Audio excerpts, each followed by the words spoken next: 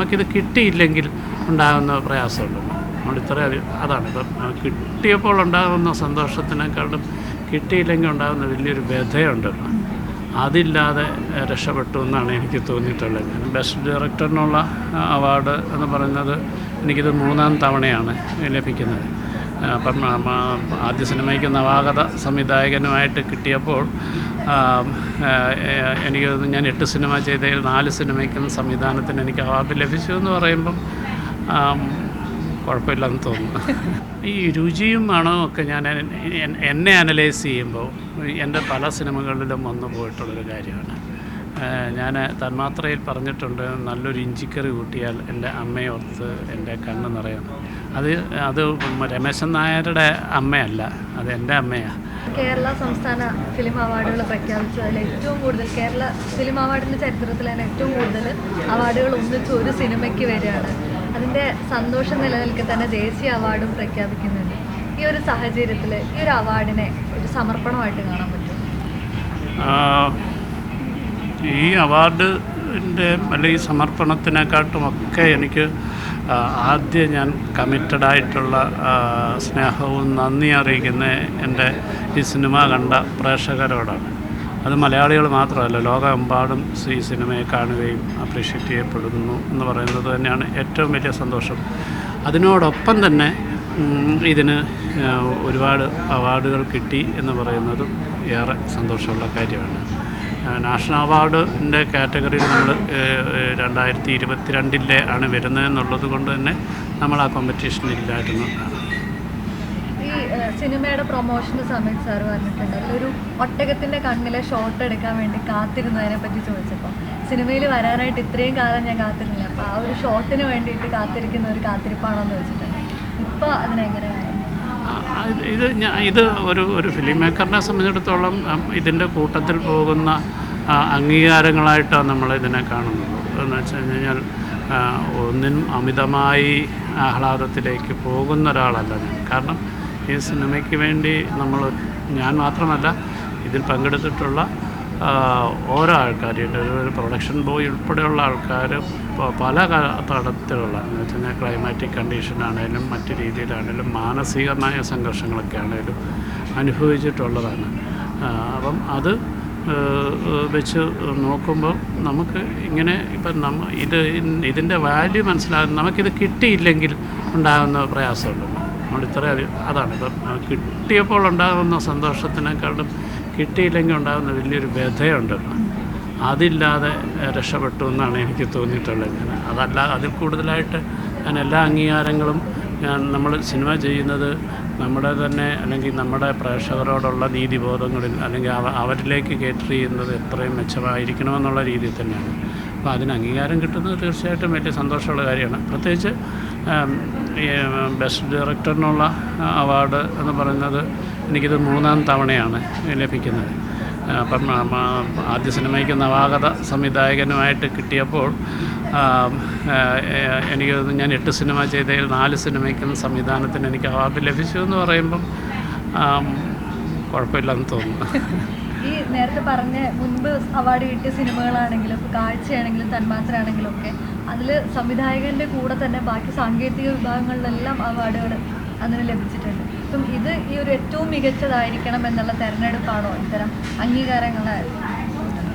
അങ്ങനെയല്ല. ഇപ്പോൾ ഈ സിനിമയെ സമീപിക്കുമ്പോൾ ഈ പ്രത്യേകിച്ച് വളരെ മറ്റ് വിഷയങ്ങളെക്കാട്ടും സിനിമയെക്കാട്ടും ഒക്കെ ഇതൊരു സിനിമയാക്കുവാൻ എക്സിക്യൂട്ട് ചെയ്യുവാനായിട്ട് ഏറെ പാടുള്ളൊരു കാര്യമാണ്.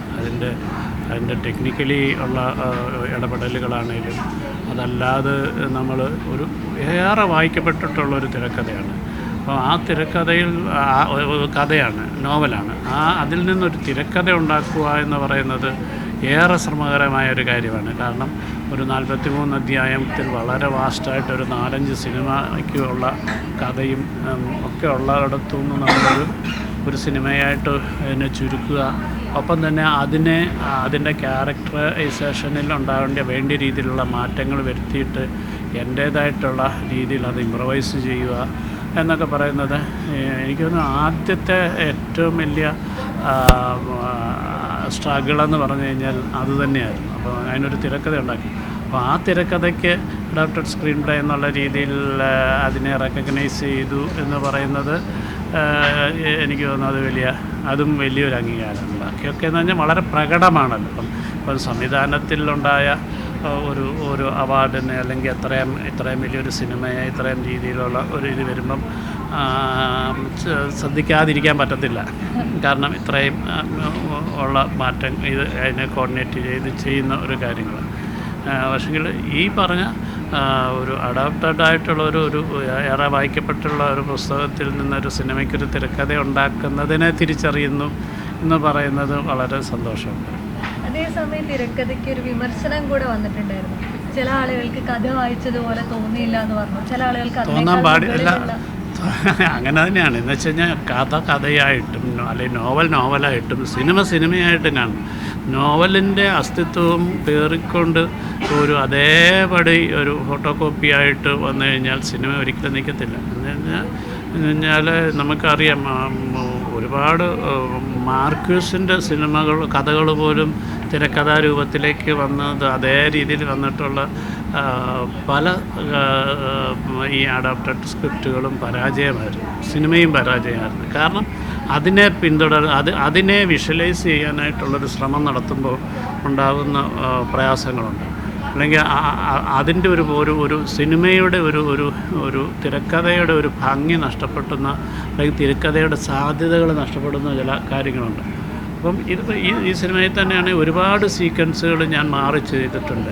ഒരു കുപ്പിയുടെ ഒരു ക്യാരക്ടർ, അത് നോവലിലുള്ളതല്ല. ഈ ആടുകളുടെ കമ്മ്യൂണിക്കേഷനെ, ആടുകളുമായിട്ട് വർത്തമാനം പറയുന്നതല്ലാതെ തന്നെ അവൻ്റെ ഏറ്റവും പ്രയാസം വരുന്ന ഒരു സമയത്ത് ഒരു ആട്ടുംകുട്ടി വന്ന് കരയുകയും ആട്ടുംകുട്ടി കമ്മ്യൂണിക്കേറ്റ് ചെയ്യുകയും മറ്റാടുകൾ ഇന്ന് പറയുന്ന തലത്തിലൊക്കെ ഉള്ള ഒരു മാറ്റങ്ങളുണ്ടല്ലോ. ആ സ്വാതന്ത്ര്യമാണ് ഫിലിം മേക്കിങ്ങിന് ആവശ്യം. അതല്ലെങ്കിൽ ഡോക്യുമെൻ്ററി ആയിപ്പോകും. അത് ബെന്യാമിൻ എഴുതിയതുപോലെ തന്നെ എഴുതാനും പറ്റുക, അല്ലെങ്കിൽ അങ്ങനെ ചെയ്യാൻ പറ്റാൻ പാടില്ല എന്നുള്ളതാണ്. കാരണം ഇത് പ്രാക്ടിക്കലി വരുമ്പം ഞാൻ നേരത്തെയും പറഞ്ഞിട്ടുള്ള ഇത് വിഷ്വലി അല്ലെങ്കിൽ യഥാർത്ഥമായിട്ട് ഒരു മസറയൊക്കെ നമ്മൾ സെറ്റ് ചെയ്യുമ്പം അതിൻ്റേതായിട്ടുള്ള ലിമിറ്റേഷൻസ് ഉണ്ട്. അതുപോലെ തന്നെ ഡെസേർട്ട് എന്ന് പറയുമ്പോൾ ഇങ്ങനെ വാസ്റ്റായിട്ട് കിടന്നു കഴിഞ്ഞാൽ ഒരു ഏറ്റവും നല്ല ലൈറ്റിങ്ങിലല്ലെങ്കിൽ വളരെ ഫ്ലാറ്റായിട്ട് ഇരിക്കുന്ന അതിൻ്റെ ഡെപ്തൊന്നും തോന്നാത്ത തരത്തിലുള്ള കാര്യങ്ങൾ. അപ്പോൾ അവിടെ പഴയ ഒരു വണ്ടി ഇങ്ങനെ പുതഞ്ഞ് കിടക്കുന്ന പോലെ നമ്മൾ ക്രിയേറ്റ് ചെയ്യുക, അതിനകത്ത് താമസിക്കുക, അതിൻ്റെ അകത്ത് പേരുകൾ കോറിയിടുക എന്നൊക്കെ പറഞ്ഞിട്ട് അവിടെ ഒരു ജീവിതം കണ്ടെത്താൻ ശ്രമിക്കുന്നു എന്നൊക്കെ പറഞ്ഞാൽ ഇതൊക്കെ പുസ്തകത്തിൽ നിന്ന് മാറിയിട്ടുള്ള ചില കാര്യങ്ങൾ. അപ്പോൾ അങ്ങനെ ഈവൻ ഈ ബെദ്വൻസ് റൊട്ടി ഉണ്ടാക്കുന്ന, അപ്പോൾ പുസ്തകത്തിൽ പുറത്തുനിന്ന് വരുമ്പോൾ റൊട്ടി പാക്കറ്റ് കൊണ്ട് കൊടുക്കുന്നതായിട്ടാണ്, കുബൂസ് കൊണ്ട് കൊടുക്കുന്നതായിട്ടാണ്. കുബൂസിനെ കുറിച്ച് ഒത്തിരി പറഞ്ഞിട്ടുണ്ട്. പക്ഷേ ഞാൻ എൻ്റെ റിസർച്ചിലേക്ക് പോകുമ്പം കുബൂസ് എങ്ങനെയാണ് ആദ്യകാലത്ത് ഇവരുണ്ടാക്കിക്കൊണ്ടിരുന്നതെന്ന് പറഞ്ഞാൽ ആ രീതിയിലാണ് ഞാൻ അതിനെ ട്രീറ്റ് ചെയ്യാൻ ശ്രമിച്ചിട്ടുള്ളത്. അപ്പോൾ അതുകൊണ്ട് ഇതിൻ്റെ ഒരു ആദ്യ വായനയിൽ നിന്നല്ലാതെ ഞാൻ ഇതിൻ്റെ ഓരോന്നിനെയും ഞാൻ എടുത്തു വെച്ച് അങ്ങനെ തന്നെ എഴുതിയതല്ല. ഇതിൽ കാലം കടന്നു പോകുന്നത് ഒരു അച്ചാറ് കുപ്പിയുടെ രൂപത്തിൽ കൊടുത്തിട്ടാണ്. മനഃപൂർവ്വമുള്ള ഒരു സിംബലൈസേഷനാണ്. ഈ രുചിയും മണവും ഒക്കെ ഞാൻ എന്നെ അനലൈസ് ചെയ്യുമ്പോൾ എൻ്റെ പല സിനിമകളിലും വന്നു പോയിട്ടുള്ളൊരു കാര്യമാണ്. ഞാൻ തന്മാത്രയിൽ പറഞ്ഞിട്ടുണ്ട്, നല്ലൊരു ഇഞ്ചിക്കറി കൂട്ടിയാൽ എൻ്റെ അമ്മയോർത്ത് എൻ്റെ കണ്ണ് നിറയും. അത് രമേശൻ നായരുടെ അമ്മയല്ല, അത് എൻ്റെ അമ്മയാണ്. അപ്പോൾ എങ്ങനെ എന്ന് വെച്ച് കഴിഞ്ഞാൽ നമുക്കറിയാം, മണമാണേലും രുചിയാണേലും കൂടെയൊക്കെ നമ്മൾ ആൾക്കാരെ ഒരുപാട് സ്നേഹിക്കുന്നുണ്ട്, അവരുടെ ഓർമ്മകളിലേക്ക് തിരിച്ചെത്തുന്നു. അപ്പം അതുകൊണ്ട് തന്നെയാണ് അങ്ങനത്തെ ഒരു കണക്ഷൻ ഉണ്ടല്ലോ ഈ നാടിനോട്. ഈ നജീബ്, പുസ്തകത്തിലെ നജീബിൽ നിന്ന് ഈ നജീബിലേക്ക് എത്തുമ്പം ഈ നജീബ് ഒരുപാട് ഓർമ്മകൾ സൂക്ഷിക്കുകയും ബന്ധങ്ങൾ സൂക്ഷിക്കുകയും ചെയ്യുന്ന ഒരാളാണ്. അതുകൊണ്ട് തന്നെയാണ് അയാൾക്ക് ഒരു പ്രത്യേക ഒരു ഘട്ടത്തിൽ പോലും അയാൾക്ക് ആടുമായിട്ട് മീറ്റ് ചെയ്യാൻ പറ്റാതെ വരുന്നത്. കാരണം അയാളുടെ മനസ്സിൽ നിറഞ്ഞു നിൽക്കുന്ന ഒരു കുടുംബം അന്നും ആ സമയത്തും ഉണ്ട് എന്നുള്ളതാണ് അതിൻ്റെ അകത്ത് ഏറ്റവും. അതുകൊണ്ട് തന്നെ ഒരു സ്വാഭാവികമായിട്ടൊരു ഇതിലേക്ക് പോകാൻ പറ്റത്തില്ല. ഇതിനൊക്കെ വലിയ ഡിബേറ്റുകൾ നടന്നിരുന്നൊരു കാര്യമാണ്. അപ്പോൾ ഒരു തിരക്കഥാകൃത്ത് ഫിലിം മേക്കറിൻ്റെ സ്വാതന്ത്ര്യത്തിൽപ്പെട്ട് മാറ്റിയിട്ടുള്ള കാര്യങ്ങളാണ്. അപ്പോൾ അച്ചാറിൻ്റെ മണവും രുചിയും ഒക്കെ അതെപ്പോഴും അങ്ങനല്ലേ. നമ്മളിപ്പം തനിച്ച് മാറി ഇപ്പോഴത്തെ ജനറേഷന് എത്രത്തോളം ഉണ്ടെന്ന് എനിക്ക് അതിനെക്കുറിച്ച് അറിയത്തില്ല. പക്ഷേ പലപ്പോഴും നമ്മൾ ദൂരയാത്രകൾ ചെയ്യുമ്പോൾ വീട്ടിൽ നിന്ന് കൊണ്ടുപോകുന്ന ചെറിയ ഇലപ്പൊതി തൊട്ട് ഇങ്ങനെ ഓരോന്നും നമ്മളെ അറിയാതെ നമ്മളെ അവിടേക്ക് എത്തിക്കും. ഈ അവാർഡുകളുടെ കൂടെ ഉർവശി ചേച്ചിക്ക് 6ാമത്തെ സ്റ്റേറ്റ് അവാർഡാണ്. ഏറ്റവും കൂടുതൽ മലയാളത്തിൽ സ്റ്റേറ്റ് അവാർഡ് കിട്ടിയിട്ടുള്ള ആക്ട്രസ് അവരാണ്. അതിനോടുള്ളൊരു പ്രതികരണം.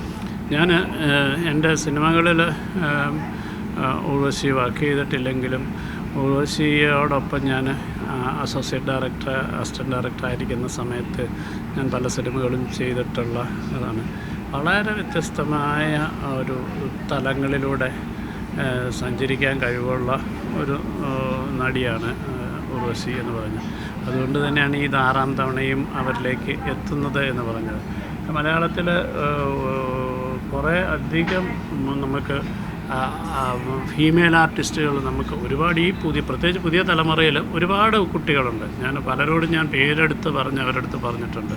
പക്ഷേ നിർഭാഗ്യവശാൽ അവരെ ഉപയോഗിക്കുന്ന തരത്തിലേക്ക് കഥാപാത്രങ്ങൾ വളരുന്നില്ല, ഒരു ഫീമെയിൽ കഥാപാത്രങ്ങൾ വളരുന്നില്ല എന്നുള്ളതിൻ്റെ ഒരു വലിയൊരു കുറവ് കൊണ്ട് മാത്രമാണ്. അത് എഴുത്തുകാരുടെയോ സിനിമയുടെയോ കുറവ് കൊണ്ടാണ്. അതുകൊണ്ട് തന്നെയാണ് ഈ പ്രഗത്ഭരായ ഇവരെ നമുക്ക് ഉപയോഗിക്കാൻ പറ്റാതെ കഴിയുന്നത്. പക്ഷേ ഉർവശിയെ സംബന്ധിച്ചിടത്തോളം ഒരുപാട് സാധ്യതയുള്ള കഥാപാത്രങ്ങൾ അവരെ തേടിയെത്തിയിട്ടുണ്ട്. അതൊക്കെ ഏറ്റവും നന്നായിട്ട് ഉപയോഗിക്കാൻ സാധിച്ചു എന്നുള്ളതും വളരെ സന്തോഷമുള്ള കാര്യമാണ്. ഉർവശിക്ക് വീണ്ടും ഒരു സ്റ്റേറ്റ് അവാർഡ് ലഭിച്ചതിൽ ഞാനും സന്തോഷിക്കുന്നു. ദേശീയ അവാർഡുകളിൽ ഇത്ര ഒരു പൊളിറ്റിക്സ് അല്ലെങ്കിൽ രാഷ്ട്രീയം കയറി വരുന്നു എന്നുള്ളൊരു അഭിപ്രായമുണ്ടോ? ഇതിനെ നമ്മളൊരു ആപ്ലിക്കേഷൻ അയക്കുമ്പോൾ തന്നെ അവരുടെ ബൈലോയിൽ ഉണ്ട് നമ്മളൊരു ജൂറിയെ നമുക്ക് ഏതെങ്കിലും തരത്തിൽ നമുക്ക് ക്വസ്റ്റ്യൻ ചെയ്യാനായിട്ടുള്ള അധികാരമില്ല എന്നുള്ളതാണ്. അവാർഡിലെ ജീവിതത്തിലും പല തുറകളിലും ഈ പറഞ്ഞ തരത്തിലുള്ള രാഷ്ട്രീയവും ഇൻഫ്ലുവൻസും ഒക്കെ ഉണ്ടാകാമായിരിക്കാം. അത് ശ്രദ്ധിക്കേണ്ടവർക്ക് ശ്രദ്ധിക്കാം. പിന്നെ ഒരു സിനിമയെ മൊത്തമായി വിലയിരുത്തുന്നതിന് ഇത്തരം അംഗീകാരങ്ങൾ മാത്രമല്ലല്ലോ. പെരിയോനയുടെ അംഗീകാരത്തിലും അതേ രീതിയിൽ കാണുന്നുണ്ട്, ജനസ്വീകാര്യത ഉണ്ടായി. തീർച്ചയായിട്ടും അതിശയിപ്പിക്കുന്ന തരത്തിലുള്ള വയനാട്ടിലെ കുട്ടികളുടെ ക്യാമ്പിലെ പല ദിവസങ്ങളിലും ആ പാട്ട് പാടുന്നു എന്ന് പറയുന്നതിനപ്പുറമായിട്ട് ഞാൻ അതിൻ്റെ വീഡിയോ എനിക്ക് അയച്ചു തന്നെ ഞാൻ റഹ്മാൻ സാറിന് അയച്ചു കൊടുത്തിട്ടുണ്ട്. കാരണം അതൊക്കെ വലിയ ഒരു കാര്യമല്ലേ. അപ്പോൾ ആ പാട്ട് എത്രത്തോളം ചെറിയ കുട്ടികളിൽ തൊട്ട് വലിയ മുതിർന്ന ആൾക്കാരിൽ വരെ ഒരു ഭയങ്കരമായ ഈ അടുത്ത കാലത്ത് ഏറ്റവും കൂടുതൽ അലയടിച്ചൊരു പാട്ടാണ്. അപ്പം അത് അവാർഡുകൾക്ക് മുകളിലാണ്.